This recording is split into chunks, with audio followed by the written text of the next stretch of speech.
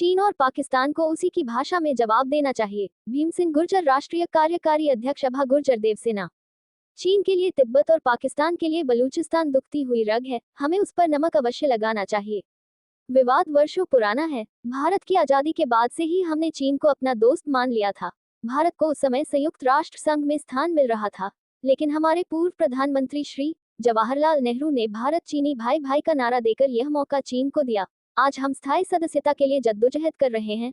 चीन को संयुक्त राष्ट्र संघ में भारत के कारण स्थायी सदस्यता मिली, उसके तुरंत बाद ही चीन ने तिब्बत पर 1951 में कब्जा कर लिया और वहां की बौद्धिक संस्कृति को बहुत चोट पहुंचाई और वहां की भौगोलिक स्थिति को भी बदल दिया गया है। दलाई लामा को भागकर भारत में शरण लेना पड़ा। हमारे तत्कालीन प्रधानमंत्री ने इस पर भी कुछ नहीं कहा और चीन को तिब्बत हड़पने की मौन स्वीकृति प्रदान कर दी। फिर भी चीन ने 1962 में भारत पर धोखे से आक्रमण कर दिया। भारत की आजादी के समय नेपाल नरेश ने नेपाल को भारत में विलय करने का प्रस्ताव भारत के प्रधानमंत्री श्री जवाहरलाल नेहरू के सामने रखा था। नेहरू जी ने उसे भी अस्वीकार कर दिया। बलूचिस्तान भारत में मिलना चाहता था, वह प्रस्ताव भी खारिज कर दिया। ऐसे बहुत से निर्णय तत्कालीन सरकारों ने लिए, जिससे देश को बहुत नुकसान हुआ। चीन ने एक पूरे राष्ट्र को, जिसे तिब्बत कहते हैं, जो हमारे कश्मीर से लगाकर अरुणाचल प्रदेश तक फैला हुआ है। आज अगर तिब्बत देश होता तो भारत और चीन के बीच में कोई विवाद नहीं होता। कहा जाए तो चीन के साथ में भारत की कहीं से भी कोई सीमा नहीं मिलती है, लेकिन तिब्बत को अपने अधिकार में लेने के बाद उत्तर से उत्तर पूर्व तक पूरी सीमा आज चीन से मिलती है। अरुणाचल के वर्तमान मुख्यमंत्री पेमा खांडू जी ने एक साक्षात्कार में ये स्पष्ट कहा कि भारत के किसी भी प्रांत की सीमा चीन से नहीं लगती, क्योंकि चीन और भारत के बीच में तिब्बत देश है।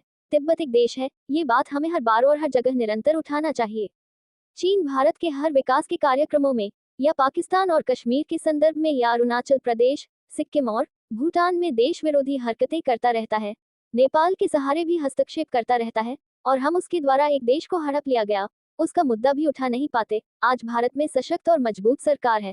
प्रधानमंत्री मोदी जी पर सभी को विश्वास है, पूरी दुनिया में उनका नाम है। हमको हर ऐसे स्थान पर जहां से पूरी दुनिया को आवाज सुनाई दे, वैसे हर फोरम पर हमें यह मुद्दा निरंतर उठाना चाहिए कि चीन ने तिब्बत पर कब्जा किया है, वो उसे आजाद करें, और इसी प्रकार पाकिस्तान ने बलूचिस्तान पर कब्जा किया है, वह भी उसे स्वतंत्र करें। बौद्ध धर्म के अनुसार तिब्बत में दलाई लामा को धार्मिक आधार पर चुना जाता है। दलाई लामा तिब्बत की निर्वासित सरकार का प्रतिनिधित्व नहीं करता है। दलाई लामा कोई व्यक्ति नहीं वरन एक पद होता है। जैसे हमारे हिंदू धर्म में जगत गुरु शंकराचार्य की पदवी होती है, ईसाइयों में पोप जॉन पॉल की पदवी होती है, इसी प्रकार बौद्धों में भी दलाई लामा तिब्बत के द्वारा निर्धारित किया जाता है।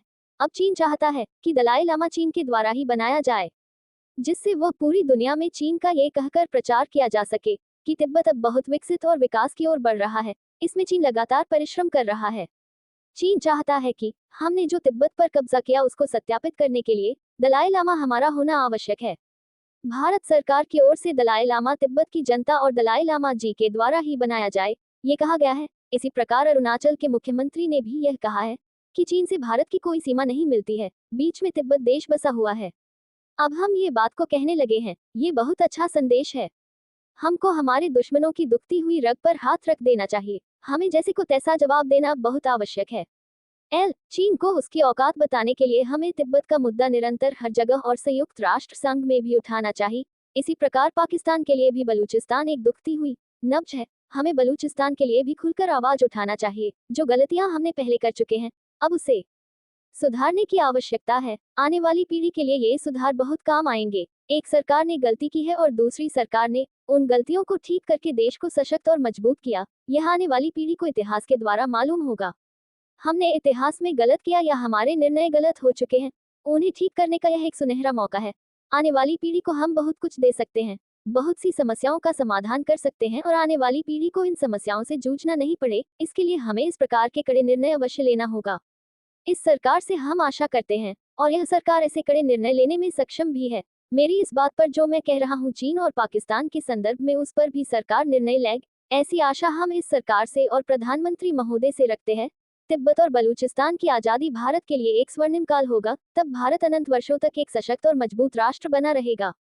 भीम सिंह गुर्जर, किल्लौद, खातेगांव, राष्ट्रीय कार्यकारी अध्यक्ष अभा गुर्जर देवसेना संस्था, प्रदेश उपाध्यक्ष पिछड़ा वर्ग महापंचायत, मांधाता विधानसभा क्षेत्र 175।